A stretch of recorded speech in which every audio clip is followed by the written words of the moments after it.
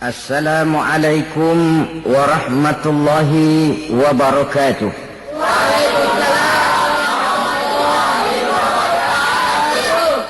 Bismillahirrahmanirrahim. Alhamdulillahi rabbil alamin. Wassalatu wassalamu ala asyrafil anbiya'i wal mursalin wa ala alihi wa sahbihi ajma'in, amma ba'du. Saudara-saudara kaum muslimin rahimakumullah, salah satu dari misi Islam ialah mengangkat harkat dan martabat manusia yang sebelumnya dibedakan oleh warna kulit, oleh suku bangsa dan bahasa. Seluruhnya diikat dengan satu akidah, menghilangkan perbedaan akibat warna kulit, suku bangsa dan bahasa. Termasuk dalam upaya itu betapa Islam telah mengangkat harkat dan martabat kaum wanita. Maka pada pertemuan kali ini kita akan membicarakan tentang peranan wanita sepanjang pandangan agama. Sebelum Islam datang, nasib perempuan nyaris hanya berputar di segitiga saja. Dapur, sumur, kasur. Kasur, sumur, dapur. Seolah-olah wanita terpaut dengan 3 itu tadi. Seolah-olah wanita tidak bisa berbuat lebih banyak daripada itu. Bahkan di tengah masyarakat jahiliyah, bayi perempuan mendatangkan aib sehingga mereka lalu dikubur hidup-hidup.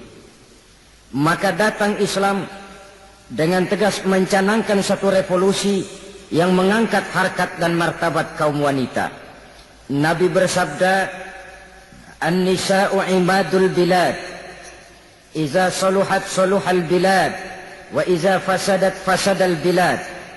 Wanita adalah tiang negara. Jikalau baik wanita, baiklah negara. Jikalau rusak wanita, hancurlah negara. Dalam berbagai ayat Al-Quranul Karim menjelaskan tentang wanita dan peranannya. Al-Quran bercerita tentang Siti Hawa. Al-Quran bercerita tentang anak perempuan Nabi Adam, Iklimah dan Labuda, yang menyebabkan Habil dan Qabil saling berbunuh-bunuhan. Al-Quran menceritakan bagaimana ibunya Nabi Musa mendapat wahyu untuk menghanyutkan anaknya di hilir sungai Nil. Al-Quran bercerita tentang Siti Maryam, ibu daripada Nabi Isa. Al-Quran bercerita tentang 2 putri Nabi Yusuf, yang akhirnya salah satunya menjadi istri daripada Nabi Musa. Pun Al-Quran bercerita tentang Ratu Balkis, seorang wanita yang menjadi penguasa di negeri Sabah, yang demikian besar pengaruhnya dan wawasannya. Dan banyak lagi Al-Quran menceritakan keadaan kaum wanita. Sampai-sampai dalam Al-Quran ada satu surah yang dinamakan surah An-Nisa. Ini seluruhnya berarti bahwa Al-Quran telah menempatkan kaum wanita dalam satu posisi yang mulia dan terpuji. Al-Quran memberikan emansipasi, bahwa wanita berhak mengejar kemajuan sebagaimana halnya kaum laki-laki. Tetapi sungguh pun demikian, Al-Quran tetap memberikan batasan-batasan sepanjang emansipasi itu tidak bertentangan dengan kodrat kewanitaan itu sendiri. Kalau persamaan dan kemajuan, kalau emansipasi dan hak asasi sudah tidak sesuai lagi dengan kodrat kewanitaan, pada akhirnya bukan mengangkat harkat dan martabat kaum wanita, justru malah merendahkan derajat dan martabat kaum wanita itu sendiri. Seperti sebagian besar wanita ini, mereka berteriak menuntut tentang persamaan hak, tapi mereka melupa apa batasan daripada persamaan hak itu sendiri. Sesungguhnya Islam dengan segala konsepsinya yang mengangkat martabat kaum wanita itu memberikan keleluasaan kepada kaum wanita untuk maju bersama laki-laki sepanjang tidak menginjak-injak kodrat kewanitaan itu sendiri. Kalau sudah sampai kepada menginjak kodrat kewanitaan, maka akan merendahkan martabat kaum wanita. Sebab apa? Secara fisik dan psikis, agaknya memang laki-laki sudah ditakdirkan oleh Allah untuk menjadi pembimbing bagi kaum wanita. Walaupun tidak tertutup kemungkinan wanita tampil sebagai pemimpin, tetapi dari segi fisik biologis misalnya, laki-laki itu diciptakan kekar, kuat untuk memikul dan melaksanakan tugas-tugas yang berat. Sedangkan perempuan pada umumnya adalah lembut, ayu, lemot, denok, geboy, dan lain sebagainya. Maka kalau kita baca sejarah, Allah itu belum pernah mengutus rasul perempuan. Semua rasul laki-laki. Sebab apa? Secara fisik biologis tugas kerasulan lebih dimungkinkan oleh seorang laki-laki. Tugas rasul itu berat. Kadang-kadang perang, dicaci maki, berhadapan dengan ujung tombak, ujung pedang dan lain sebagainya. Makanya seluruh rasul laki-laki. Dan Allah belum pernah mengutus rasul perempuan. Dari segi lain, perempuan itu banyak terhalang untuk melaksanakan ajaran agama. Misalnya, 1 minggu dalam sebulan, perempuan itu terkena cuti khusus. Mengalami masa menstruasi. Tidak sholat, tidak puasa, tidak melaksanakan ajaran agama yang tidak dibolehkan pada saat menstruasi itu. Kalau ada rasul perempuan, lalu saat malaikat akan menyampaikan wahyu, kebetulan rasulnya sedang men. Wah, itu bisa balik-balik lagi malaikat Jibril ke langit itu. Mau turun nyampein wahyu, balik lagi ke atas, ditegur kenapa balik lagi Jibril? Rasulnya lagi head. Atau pada saat agama dalam bahaya, agama dalam hinaan, agama dalam ancaman, rasulnya perempuan kebetulan sedang hamil besar. Apa lalu perang ditunda? Pengumuman perang ditunda saja sampai rasul melahirkan. Tentu lebih tidak mungkin lagi. Secara fisik biologis, laki-laki lebih memungkinkan untuk melaksanakan tugas kerasulan ini. Maka seluruh rasul yang diutus Allah adalah laki-laki. Saudara hadirin yang saya muliakan, sungguh pun demikian, Islam itu mengangkat martabat wanita sedemikian tinggi sebagai tiang negara yang menentukan jatuh dan bangunnya negara, yang ikut mewarnai bahkan menjadi warnanya suatu negara. Walaupun peranannya memang tidak begitu kelihatan, tapi sesungguhnya amat sangat menentukan.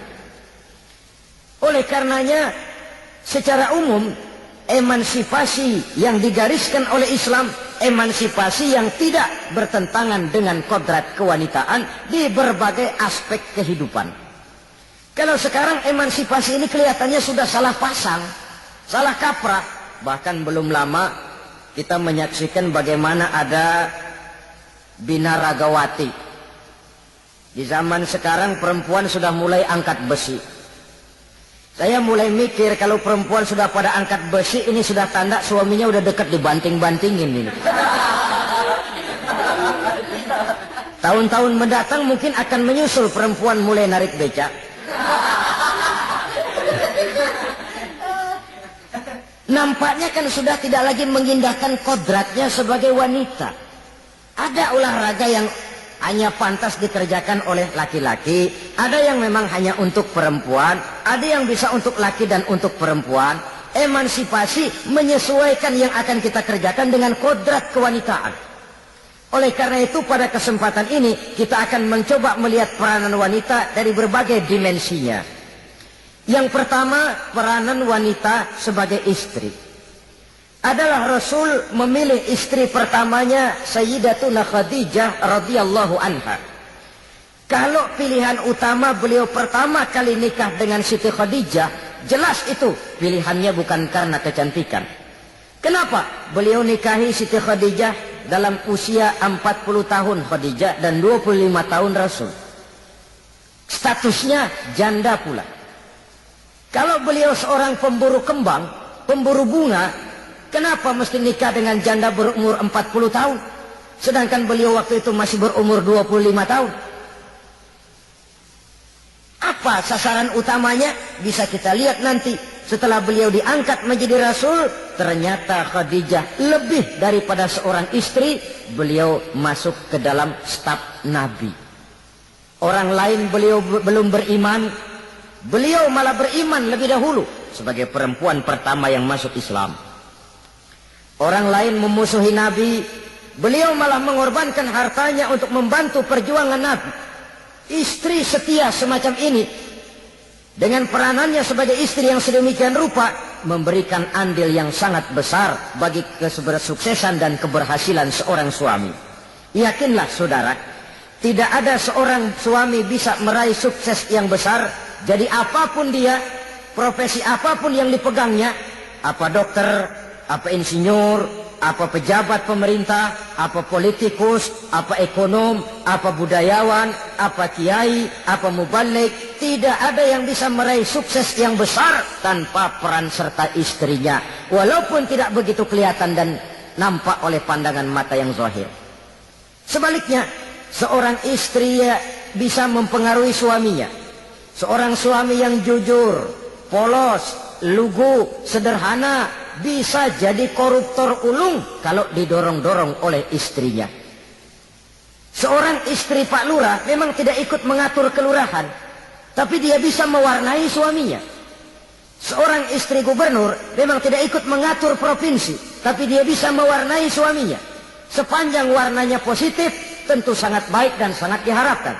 Tetapi kalau warnanya negatif, kiamatlah akibatnya umat ini.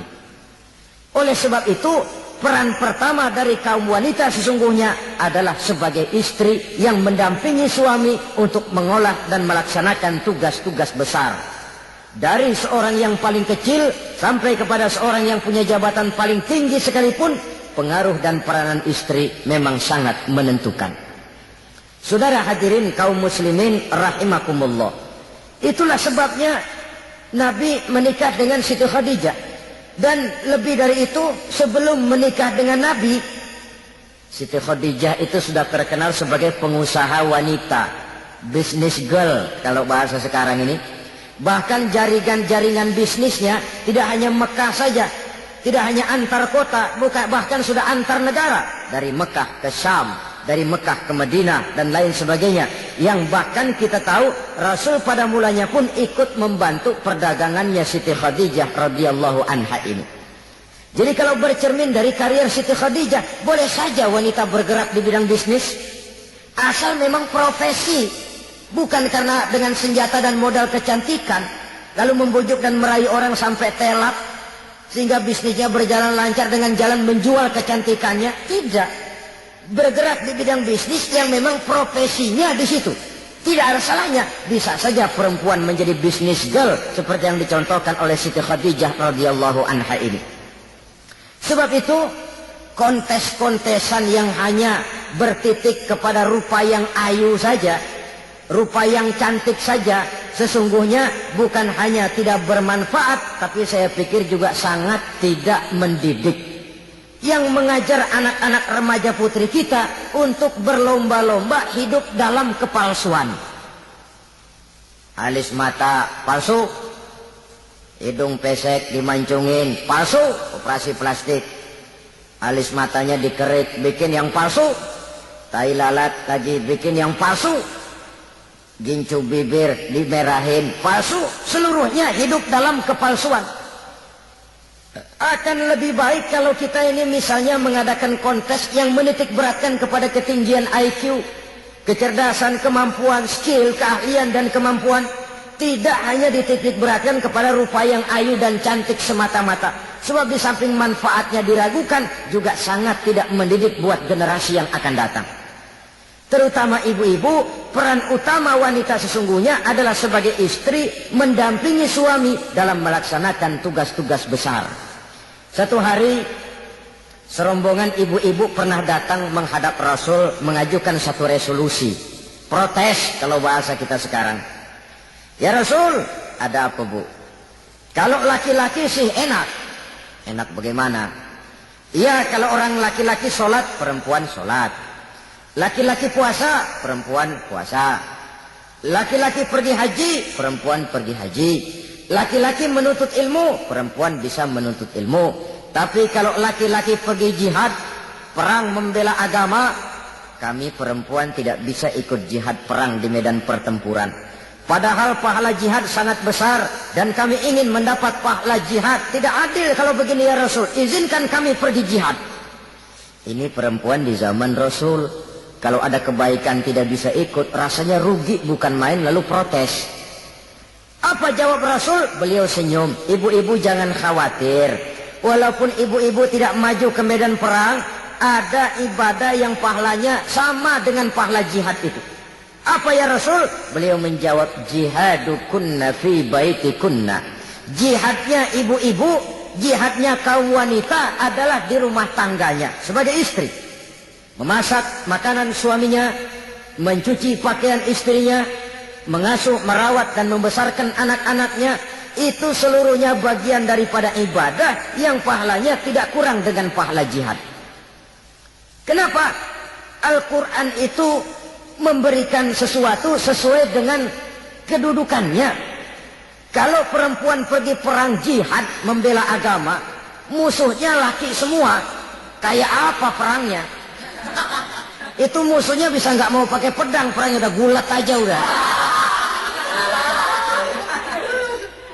Sehingga Rasul lalu memberikan satu jalan keluar yang membuat wanita-wanita itu lega. Jihadukunna fi baitikunna. Ibu-ibu sih tidak usah khawatir. Jihad ibu adalah di rumah tangga ibu-ibu semua. Sejak bangun tidur sampai tidur kembali, nyaris kaum ibu itu 24 jam pekerjaannya. Sebagai istri, dia melaksanakan jihad di rumah tangganya. Peranan wanita yang pertama adalah sebagai istri, yang walaupun tidak kelihatan dan menonjol seperti halnya laki-laki, tapi sangat mewarnai, bahkan menjadi warna dari tugas apapun yang dihadapi oleh suaminya. Dulu ada seorang orator, kalau pidato hebat bukan main. Kalau dia bernada gembira, semua orang senyum. Kalau dia bercerita tentang sesuatu yang sedih, satu masjid orang nangis. Orang tanya kepadanya, Pak, bisa pidato begitu hebat, siapa yang bikin? Ya saya sendiri. Istrinya dari belakang bilang, tidak, yang bikin pidatonya hebat saya. Kata suaminya, mana bisa, saya, kata istrinya. Kalau saudara tidak percaya, tunggu Jumat depan. Dia khutbah Jumat, saya akan bikin khutbahnya tidak hebat, kata istrinya. Sudah hari Rebo, siap-siap mau bikin konsep khutbah, baru mau nulis, datang istrinya. Bang, tolong pegangin anak, saya mau ke warung. Mau bikin konsep lagi, kata istrinya, bang, tolong ini, tolong itu, tolong ini. Sampai mau berangkat khutbah Jumat, khutbah belum selesai dibikin. Begitu naik mimbar, kehabisan bahan. Sudah 10 menit masih ama bakdu. Ini yang dengar heran, ini orang kok bicaranya bisa cuma amat sama badu saja.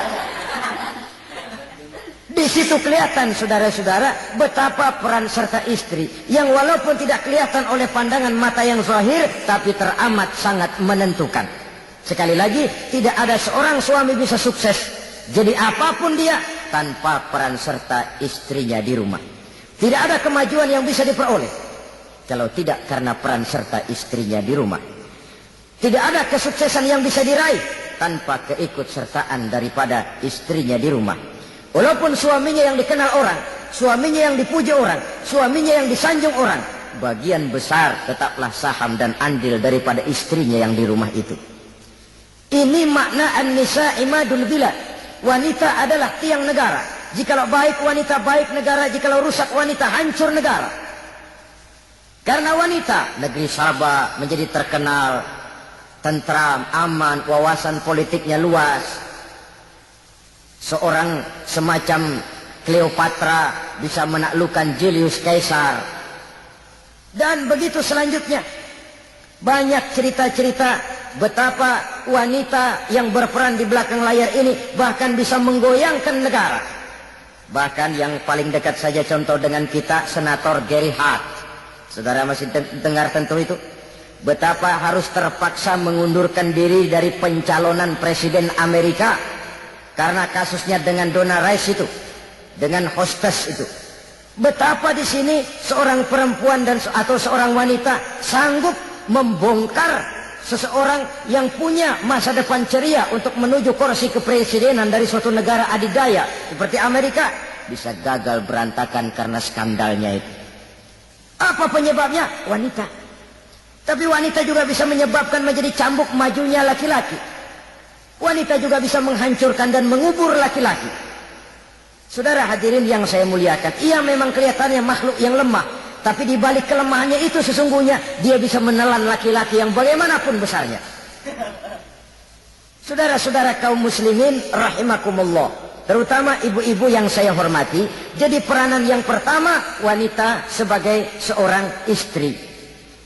Yang kedua, wanita sebagai ibu.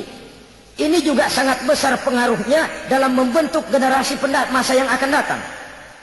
Bapak, oleh karena kesibukan tugasnya, tentu lebih banyak di luar rumah. Yang nyaris 24 jam di rumah itu ibu. Bagaimana dia merawat anaknya, bagaimana dia menaruh perhatian terhadap anaknya, bagaimana ia melimpahkan kasih sayang kepada anak-anaknya, akan membentuk kepribadian anak dan artinya membentuk generasi yang akan datang. Kalau seorang ibu sudah cuek-cuek saja kepada anaknya, padahal Quran mengatakan al-jannatu tahta aqdamil ummahat, surga di bawah telapak kaki ibu. Hadis ini bisa kita artikan macam-macam. Pertama, anak tidak akan mendapat kebahagiaan tanpa ridho daripada ibunya. Kedua, ibu adalah wanita agung yang harus ditaati. Ketiga, neraka atau surga anak bergantung kepada ibu, bagaimana dia mewarnai anak. Kalau ibunya cuek-cuek saja sama anaknya, dan sering jadi contoh klasik, kalau anak ayamnya beduk maghrib belum pulang, satu RT dicariin, hansip diundang, kalau perlu dan ramil dilaporin. Tapi kalau anak gadisnya jam 12 tengah malam belum pulang, ibu tenang-tenang saja, Pak. Tidak tergerak dan tidak tertarik hatinya. Ya tentu tidak semua. Kalau sudah begitu, bukankah hakikatnya ibu sudah menciptakan neraka buat anaknya sendiri?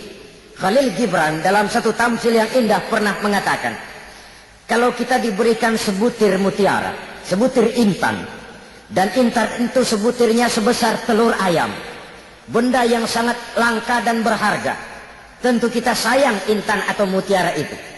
Kita jaga baik-baik. Kita simpan dalam kotak. Kotaknya kita kunci. Kotak itu kita simpan di dalam lemari. Lemarinya kita kunci lagi. Lemarinya ada di dalam kamar. Kamarnya pakai pintu. Pintunya kita kunci lagi. Kamar itu ada dalam rumah. Rumahnya pakai pintu. Dikunci lagi. Kemudian rumahnya pakai pintu gerbang besar. Gerbangnya digembok lagi. Untuk menjaga intan itu jangan sampai hilang. Begitu usaha kita berlapis-lapis. Dan intan itu sudah diberikan kepada kita, kata Khalil Gibran. Apa dia? Anak-anak yang diamanahkan Allah kepada kita. Itu intan-intan mahal, itu mutiara-mutiara pilihan yang dititipkan dan diamanahkan untuk kita jaga sebaik-baiknya. Haruskah dia sia-sia di tangan kita? Haruskah dia merana jatuh di tangan ibu yang tidak punya tanggung jawab? Saudara hadirin yang saya muliakan, oleh karenanya peranan sebagai ibu ini sangat menentukan bagi pembentukan generasi yang akan datang. Salah ibu mengarahkan anak, akan lahir generasi mendatang yang tidak kita harapkan. Sehingga Nabi bersabda, kullu mauludin yuladu 'alal fitrah fa abawayhi yuhawwidanihi aw yunassiranihi aw yumajjisanihi. Setiap bayi dilahirkan dalam keadaan suci. Setiap bayi dilahirkan dalam keadaan bersih, tidak punya dosa. Islam tidak mengenal dosa warisan. Semua saja bayi lahir dalam keadaan suci dan bersih. Kalau demikian lalu bagaimana? Kata Nabi, ibu bapaknya lah yang kelak akan menjadikan anak itu sebagai Yahudi, yang kelak menjadikan itu anak itu sebagai Nasrani, atau menjadikan anak itu sebagai Majusi. Ibu bapaknya yang mewarnai anak. Ibaratnya anak itu kertas putih, mau ditulis tinta hijau warnanya hijau, mau ditulis tinta merah warnanya merah, mau ditulis tinta hitam pun warnanya hitam. Oleh karena itu pembentukan anak yang soleh secara mental sesungguhnya sudah diwarnai oleh kebiasaan ibu bapak dalam pergaulan di rumah tangganya secara mental. Sehingga dengan demikian saudara-saudara, salah kaprah ibu dalam mengarahkan anak-anaknya akan melahirkan generasi penerus yang sungguh-sungguh tidak kita harapkan, dan pada gilirannya akan membahayakan perkembangan bangsa dan negara, membahayakan kita sebagai suatu umat. Apalagi sekarang ini masih banyak orang-orang muslim, orang-orang tua muslim yang kadang-kadang menyekolahkan anaknya di sekolah yang membahayakan akidahnya, mematikan imannya, menghancurkan tauhidnya. Pokoknya asal bonafid keluar sekolah ada jaminan lapangan kerja. Perkara anak mau kafir mau murtad bukan urusan. Alangkah ironi dan sangat menyedihkan. Saudara-saudara yang saya hormati, jadi dari segi kaum wanita peranan ibu sangat besar. Dari segi anak, ketaatan kepada ibu, doa restu ibu akan membawa kepada kebahagiaan hidup. Doa ibu mustajabah, kutukan ibu manjur. Beberapa hikayat dan riwayat menjadi contoh dan tamsil buat kita betapa tidak ada satu kebahagiaan di dunia ini yang bisa ditegakkan tanpa doa restu daripada ibu. Pantas kalau dalam Al-Quran ada ummul kitab, ibunya atau induknya kitab. Tiap negara punya ibu kota, bapak kota tidak ada. Lalu lagi wawasan Nusantara disebut ibu pertiwi, bapak pertiwi kemana tahu. Saudara hadirin yang saya muliakan, lalu dalam peringatan hari-hari besar nasional ada yang namanya Hari Ibu. Hari bapak nggak pernah diperingati. Ada Hari Ibu, dan ibu itu pun ada Ibu Kartini, ada Ibu Dewi Sartika, dan macam-macam lagi yang seluruhnya merupakan refleksi dan gambaran betapa peranan kaum wanita di dalam kehidupan ini yang memang banyak mewarnai dan menjadi warna dari suatu kegiatan. Saudara-saudara kaum muslimin rahimakumullah, apabila yang pertama tadi kita melihat peranan kaum wanita sebagai istri, betapa ia berpengaruh besar dalam ikut menunjang keberhasilan dan kesuksesan suaminya. Kemudian pada peranannya yang kedua, wanita sebagai ibu di rumah tangga, betapa ia ikut membentuk, mempengaruhi, mewarnai dan membimbing kepribadian anak sebagai generasi penerus. Maka pada peranan yang ketiga ini kita akan melihat wanita sebagai social agent, sebagai penggerak kegiatan sosial di berbagai bidang kehidupan. Apakah itu bernama majelis taklim, apakah itu bernama perkumpulan dan yayasan-yayasan kemanusiaan, organisasi-organisasi yang bergerak di bidang pendidikan. Bahkan di zaman sekarang bukan hanya menjadi penggerak sosial, bahkan sudah banyak kaum wanita yang menggerakkan satu bangsa. Dunia mengenal Margaret Thatcher, dunia mengenal Indira Gandhi, dunia mengenal Bandara Naike, dunia mengenal Corazon Aquino, dunia mengenal Golda Meir dulu itu dari Israel, dunia mengenal Imelda Marcos yang ambisius tapi yang kemudian melangkah kepada jalan yang negatif dari tujuan semula. Ini bukan hanya sekedar social agent, tapi bahkan sudah mengarah kepada menggerakkan dan mewarnai suatu bangsa. Islam membuka pintu ke arah itu. Wanita duduk dan berfungsi sebagai social agent, mengurus berbagai macam perkumpulan-perkumpulan yang bertujuan kepada kebajikan, menyantuni yatim piatu, memelihara kesehatan, menyayangi binatang, memelihara kelestarian lingkungan dan lain sebagainya. Islam membukakan pintu sepanjang peranan sebagai istri dan sebagai ibu tidak diabaikan. Ini sebab yang utama. Salah seorang perempuan, kaum wanita, kalau terlalu aktif berorganisasi, terlalu aktif bermasyarakat, terlalu aktif dalam berbagai macam perkumpulan, lalu melupakan tugas utamanya sebagai istri dari suaminya, sebagai ibu dari anak-anaknya. Ibu asik rapat sana, rapat sini. Anak tidak pernah diajak rapat, akhirnya si anak bikin perkumpulan sendiri, rapat menurut versi mereka. Sehingga akibatnya yang timbul anak merasa kurang diperhatikan oleh ibunya. Ngaji bagus, tapi kalau sepanjang hari ngaji saja, suami pulang mau makan tidak ada makanan, mau berganti pakaian belum lagi ditriska pakaiannya, tentu ini melupakan fungsi yang utama. Kegiatan sosial, kegiatan di organisasi adalah jadwal kegiatan setelah fungsi sebagai istri dari suami, sebagai ibu dari anak-anak dilaksanakan dengan sebaik-baiknya. Bukan tidak baik ngaji, kalau dari ngaji ke ngaji saja, bangun tidur ngaji, jam 7 ngaji, berangkat jam 11, Sholat zuhur berangkat, ngaji lagi, pulang sore, malam ngaji lagi. Suami tidak terurus, anak-anak pun terbengkalai, rusaklah rumah tangga. Dan bukankah satu bangsa terdiri dari satu tatanan masyarakat? Dan tatanan masyarakat yang paling kecil bernama keluarga. Keluarga merupakan unit dari masyarakat, unit yang terkecil. Dan keluarga terdiri dari pribadi-pribadi yang merupakan bapak, ibu, dan anak-anak. Sehingga masyarakat bangsa yang baik terdiri dari masyarakat yang baik. Masyarakat yang baik tersusun dari keluarga-keluarga yang baik. Dan keluarga yang baik akan muncul dari pribadi dan individu yang baik. Pribadi dan individu yang baik yang sadar mana kewajiban yang primer, mana kewajiban yang sekunder. Sebagai social agent, dia lalu mawas diri dengan tetap mempertimbangkan kodrat kewanitaannya itu tadi. Saya ikut prihatin kalau ada perempuan main sepak bola. Dan saya yakin betul kalau perempuan main sepak bola, yang nonton pasti bukan nonton bola. Ya mungkin bola juga, tapi bola yang mana? Itu wallahu a'lam. Boy, ya dicari olahraga yang sesuai dengan kodrat kewanitaan begitu. Dicarilah olahraga yang sesuai dengan kodrat kewanitaan. Sepak bola sudah maju, ya belakangan saya katakan tadi muncul lagi wanita angkat besi. Belakangan bisa kita bayangkan wanita main tinju.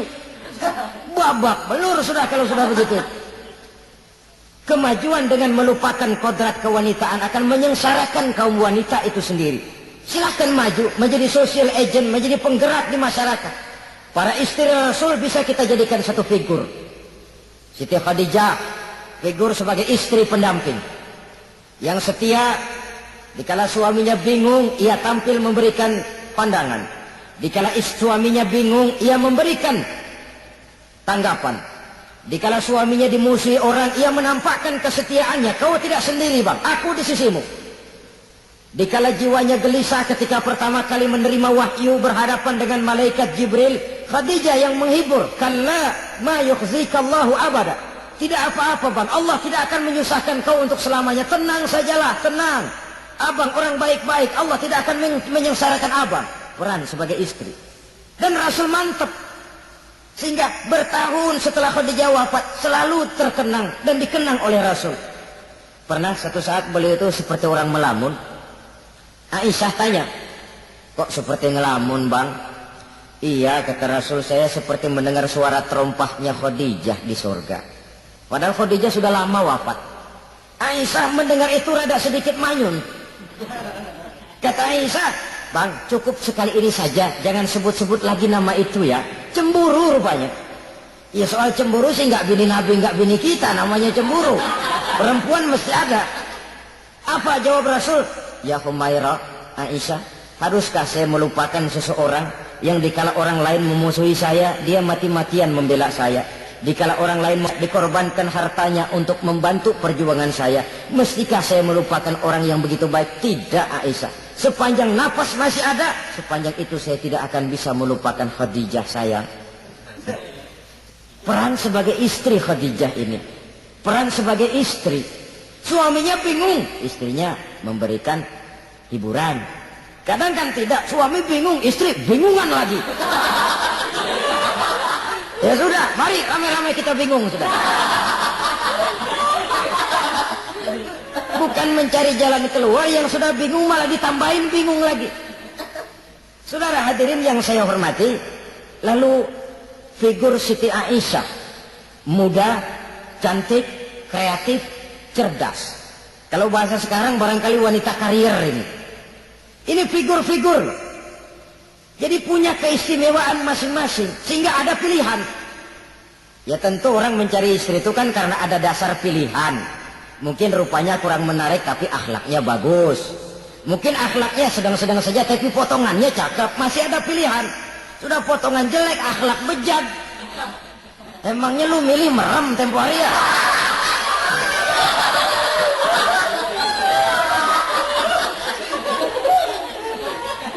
Sudah nggak ada pilihan apa-apa. Lalu ada istri yang punya keistimewaan karena sifatnya yang sabar. Ada yang wataknya itu pemurah. Ada yang sifatnya itu belas kasih. Pendeknya, dari istri-istri Rasul kita bisa menemukan figur-figur wanita teladan.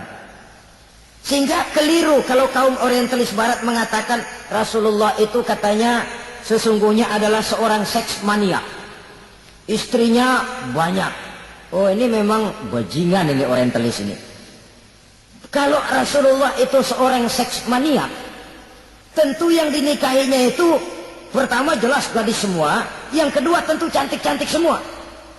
Dari istri-istri beliau yang dikawininya dalam keadaan gadis cuma Siti Aisyah. Selebihnya janda. Apa pertimbangannya? Menyantuni yatim-yatimnya, mengayomi janda-janda yang ditinggal suaminya gugur di medan perang, untuk memperkuat keimanannya.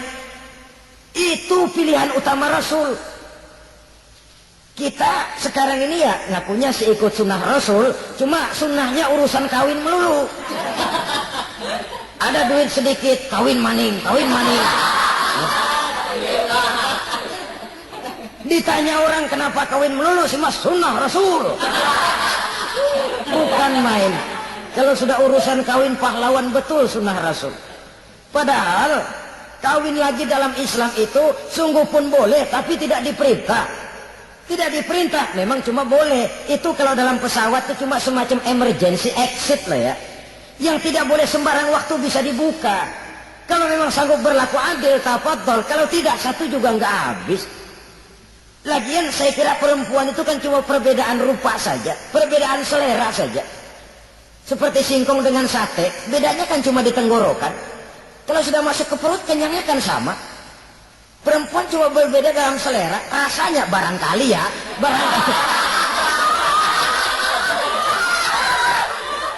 barangkali tidak jauh beda. Saudara hadirin, nah Islam ini mengatur lewat pintu yang dinamakan nikah itu tadi, sehingga dengan demikian bisa dinikmati secara tenang, tentram. Tidak usah manusia ya, kucing saja, coba lihat kucing. Kalau ikan dia boleh nyolong, kucing itu boleh curi, makannya nggak tenang kucing. Coba lihat ini. Asal dia nyolong ikan, makannya juga mindik-mindik.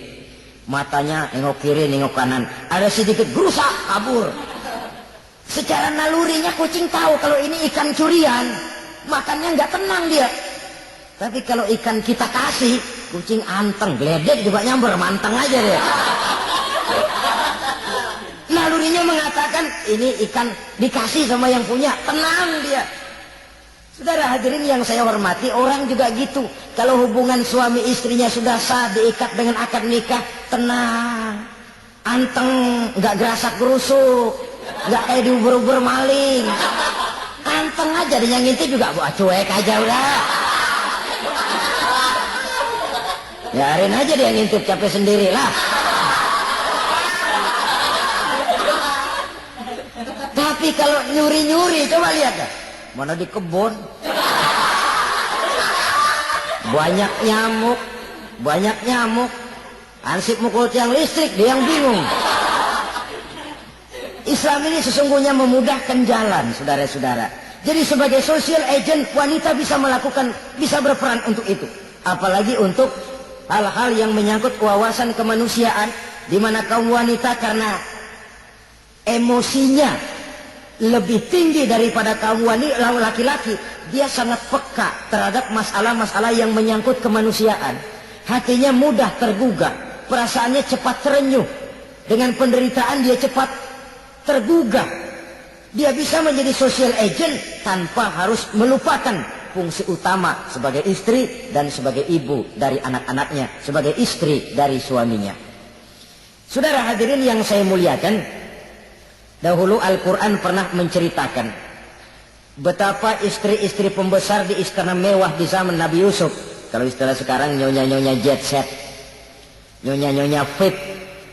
Betapa mereka mau memporak-porandakan keimanan seorang pemuda seperti halnya Nabi Yusuf alaihi salam. Dan Nabi Yusuf kemudian ternyata tidak mau jadi gigolo, yang kerjanya hanya menyenangkan wanita-wanita jet set kelas VIP ini tadi.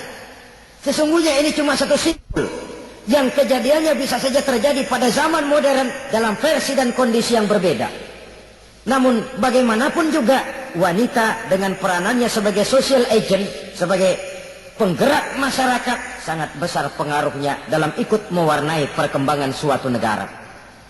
Seorang suami perlu memberikan dorongan kalau istrinya aktif di bidang sosial, asal dengan catatan saja, fungsi sebagai istri, fungsi sebagai ibu jangan sampai terlantar karenanya. Bahkan saya katakan tadi, di zaman sekarang wanita tidak lagi hanya berfungsi sebagai social agent, bahkan sebagai national agent, penggerak dari satu bangsa. Muncul wanita-wanita yang jadi menteri, yang jadi anggota DPR, bahkan yang jadi kepala desa dan lain sebagainya. Secara umum memang ar-rijal qawwamuna 'alan nisa.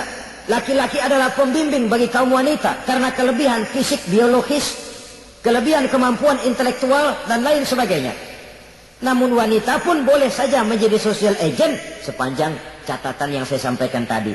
Jangan sampai melupakan kodrat kewanitaan, jangan sampai mengalahkan fungsi sebagai istri dari suaminya, sebagai ibu daripada anak-anaknya. Nah, kemudian fungsi yang keempat di bidang ilmu pengetahuan. Islam memberikan kesempatan yang sama kepada kaum wanita.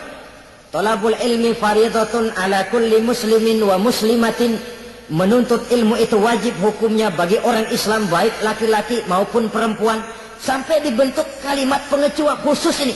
Muslimin wa muslimatin. Bagi muslim laki-laki, bagi muslim perempuan. Dan alhamdulillah, kalau dulu di zaman Raden Ajeng Kartini, nasib perempuan berada di balik pintu yang digembok rapat-rapat. Siklusnya berputar cuma sumur, dapur, kasur. Kasur, sumur, dapur. Dapur, sumur, kasur. Melingkar di situ satu saja peranan kaum wanita.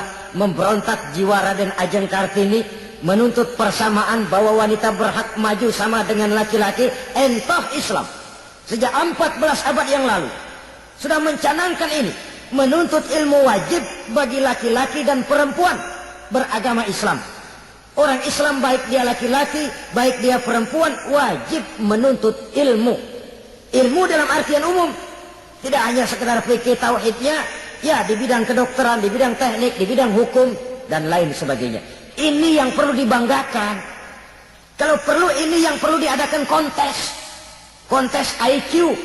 Wanita yang paling berprestasi di bidang ilmiah, wanita yang punya prestasi di bidang menjaga kelestarian lingkungan hidup, wanita yang punya prestasi menggerakkan sosial, menyantuni yatim piatu, memelihara kesehatan. Adakan kontes macam itu untuk mendorong.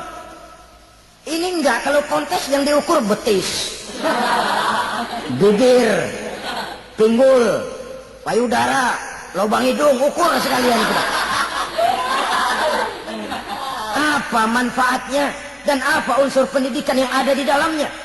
Tidak menguntungkan, tidak mendidik, dan tidak membawa manfaat. Kecuali lalu yang timbul pola hidup konsumen, pola hidup konsumer, pola hidup yang material, pola hidup yang wah, pola hidup yang gemerlapan. Ya, kalau oleh anak-anak muda yang terjangkau, kalau tidak, dia hanyut ditelan mimpinya. Dia ingin bergaya hidup jet set. Sementara dia dihadapkan oleh kenyataan bahwa dia tinggal di kampung, ibu bapaknya orang kampung, dan lain sebagainya. Jiwanya berontak, terjadilah kegalauan, terjadilah kerancuan, terjadilah komplikasi, perang di batin antara keinginannya dengan lingkungan nyata yang dihadapinya. Dan kalau sudah ada gejala semacam itu, penyakit-penyakit kejiwaan akan mudah muncul. Ini gejala terutama buat orang-orang yang tinggal di daerah transisi. Kota besar bukan, kampung banget juga enggak. Daerah cekat. Akibatnya gayanya ya sering gaya enggak karu-karuan. Gaya kepalang tanggung jadinya. Saudara hadirin yang saya muliakan, akhirnya apa? Santri, tapi lagunya kayak koboi. Koboi, tapi sesungguhnya santri. Saudara hadirin yang saya hormati, dengan demikian maka di bidang ilmu pengetahuan wanita mempunyai peranan yang sangat besar. Dia bisa tampil dengan karya-karya ilmiahnya yang membawa manfaat bagi perkembangan agama, bangsa dan negaranya. Majulah kaum wanita dengan ilmu pengetahuan, tuntutlah ilmu seluas-luasnya. Kita hidup di satu negara yang merdeka, kita beragama yang memberikan satu keyakinan bahwa menuntut ilmu merupakan kewajiban. Bahwa peranan wanita tidak hanya di belakang dapur, tidak hanya di dalam sumur, tidak hanya di atas kasur. tapi bisa lebih dari sekedar itu. Dia bisa berperan di bidang kedokteran, di bidang angkasa luar, di bidang ilmu teknik, teknologi, dan lain sebagainya yang seluruhnya terpantul dari dinamika kehidupan kaum wanita. Saudara-saudara kaum muslimin rahimakumullah. Kemudian yang kelima, peranan wanita dalam bidang agama. Kita bersyukur sekarang ini gejalanya dimanapun pengajian, biasanya lebih ramai pengajian ibu-ibu dari bapak-bapak. Peringatan hari-hari besar keagamaan, biasanya lebih ramai ibu-ibu daripada bapak-bapak. Pengajian, ibu lebih ramai. Padahal kalau bicara sibuk, lebih sibuk ibu daripada bapak misalnya. Kalau sudah pengajian bapak-bapak, biasanya pengajiannya ramai cuma 3 giliran itu. Pembukaan, maulid, penutupan. Kalau sudah yang rutin pengajian tiap minggu, 3 pojok yang ngaji. Yang atuh nguap, yang atuh pules, yang atuh ngiler. Saudara hadirin yang saya muliakan, ada Badan Kontak Majelis Taklim yang merupakan wadah daripada kegiatan ibu-ibu. Ada Ittihadul Muballighat, Persatuan Muballighat. Ada Persatuan Para Asatizah. Dan macam-macam lagi peranan ibu-ibu di dalam kehidupan beragama. Tapi sesungguhnya harus dimulai dari bagaimana si ibu mewariskan jiwa agama kepada anak-anaknya di rumah tangganya. Kalau itu gagal, dia mau melangkah ke masyarakat, dia sudah gagal sejak awal sesungguhnya. Keberhasilannya dia menata masyarakat akan mengakibatkan dia nanti bernasib seperti Nabi Nuh. Berhasil mengajak beberapa orang kafir mengikuti ajarannya, tapi gagal mengislamkan putranya sendiri Kan'an. Bukan tidak berusaha, tapi memang Allah sudah menghendakinya sedemikian untuk menjadi contoh buat kita semua. Yang penting orang tua berusaha dan berikhtiar. Kalau sudah berusaha dan berikhtiar, anak ternyata memang sulit diurus, barangkali memang fotokopinya Kan'an tuh anak. Ya orang tua kalau sudah berusaha, ya tawakallah. Jangan belum berusaha lalu berkata, jangan anak kita, anak Nabi aja ada yang bengal. Ngajar tidak mau, mengajar anak tidak mau, mendidik anak tidak mau, lalu mencontoh Nabi, salah kaprah namanya. Kaum wanita bisa berperan di dalam agama. Ketika Rasul hijrah, itu kan beliau tidak langsung ke Madinah. Dari Mekah itu beliau mengambil jalan arah ke kiri menuju Gua Sur. Ini dalam strategi militer punya makna sendiri. Jenderal yang ulung, ahli strategi militer ini. Di Gua Sur sana beliau tinggal 2 hari 3 malam. Siapa yang membawa makanan ke Gua Sur? Siapa yang menjadi kurir untuk mengintai kegiatan-kegiatan Quraisy setelah Nabi berangkat hijrah? Asma, putri Abu Bakar Siddiq radhiyallahu anhu. Jadi kurir, jadi spion, membawa makanan untuk Rasul dan ayahnya di Gua Sur. Ini peranan wanita. Di tengah bahaya, di tengah keadaan posisi terjepit, Rasul di dalam gua, diamatinya keadaan Quraisy, dilaporkannya kepada Rasul. Jasa seorang wanita bernama Asma, putri dari Abu Bakar Siddiq radhiyallahu anhu. Rabi'atul Adawiyah, seorang sayyidah sufiyah, ahli tasawuf yang terkenal dengan ajaran cintanya kepada Tuhan. Dia bisa menjadi tokoh wanita dalam gerakan sufi oleh karena kegiatannya di bidang agama dalam arti mujahadahnya kepada Allah Subhanahu wa taala. Dia korbankan bagian besar daripada hidupnya untuk mengabdi kepada Allah. Setelah suaminya meninggal, seumur hidup dia tidak pernah nikah lagi. Bukan tidak cantik, cantik. Bukan tidak ada yang mau, banyak yang meminang. Bahkan diantaranya termasuk Sufyan Tsauri, seorang tokoh juga. Pernah mencoba meminang beliau. Kata Sufyan, Rabi'ah, bagaimana? Kamu kan janda? Iya. Lalu, saya kan duda. Jadi bagaimana? Daripada kita masing-masing sendiri-sendiri kan lebih baik kita join. Maksud kamu apa? Saya mau meminang kamu. Boleh? Tapi mas kawinnya saya minta engkau jawab 4 pertanyaan saya. Kalau bisa, diri saya seutuhnya saya berikan kepada kamu. Kalau tidak, tidak usah saja. In ajabtani fi 4 masail fa ana laka. Kalau engkau sanggup menjawab 4 pertanyaan saya, seluruh diri saya bulat-bulat saya serahkan kepada kamu. Yang pertama, Sufyan, Semua orang kan bakalan mati. Iya. Ya soal mati sih sama, mati. Cuma hakikat mati kan lain-lain. Ada yang matinya itu husnul khatimah. Mati baik di akhirnya. Lagi ngaji, mati. Lagi baca Quran, mati. Lagi sholat, mati. Lagi dengar ceramah, mati. Lagi sodako, mati. Itu mati-mati yang su'ul khatimah. Ada yang mati itu, mati yang husnul khatimah maksud saya. Ada mati itu yang disebut su'ul khatimah, jelek di penghujungnya. Lagi nyekek botol, mampus. Lagi banting kartu, pak, plak, habis. Lagi makan riba, mati. Lagi zina, mati. Lagi nipu, mati. Kira-kira kalau saya nanti mati, su'ul khatimah apa husnul khatimah? Nah, saya nggak tahu, kamu mati saja belum. Tidak bisa kamu jawab, tidak bisa. Yang kedua, setelah mati kita masuk ke alam kubur. Di kubur kita akan dapat nikmat kubur atau azab kubur. Hari itu kira-kira saya dapat nikmat apa dapat azab? Saya tidak tahu. Di padang mahsyar setelah ditimbang kita dapat kitab di tangan kanan kalau baik, di tangan kiri atau dari belakang kalau jahat. Hari itu saya dapat kitab di tangan kiri apa tangan kanan? Saya nggak tahu. Yang keempat, orang akan lewat di atas sirat. Yang selamat sampai surga, yang celaka sampai ke neraka. Kira-kira saya yang selamat apa yang celaka? Wah, kata Sofyan, gua nggak tahu, udah butak dalam pengen itu deh. Kalau kau tidak tahu Sofyan, tidak bisa jawab 4 pertanyaan ini, maaf saja, lamaranmu saya tolak dan saya tidak akan nikah. Ini yang saya khawatir. Maka dia terkenal sebagai Sayyidah Sufiyah, tokoh wanita dalam dunia sufi. Dan artinya wanita bisa berperan banyak dalam bidang agama. Sebagai pengasuh majelis taklim, sebagai pengasuh yatim piatu, sebagai gerakan-gerakan keagamaan yang positif dan lain sebagainya. Ini dimungkinkan karena Islam menunjang harkat dan martabat kaum wanita. Maka majulah kaum wanita Islam Indonesia dengan tetap menjaga kodrat kewanitaannya. Inilah yang kita sampaikan pada kesempatan ini. Terima kasih atas segala perhatian. Mohon maaf atas segala kekurangan. Wassalamualaikum warahmatullahi wabarakatuh.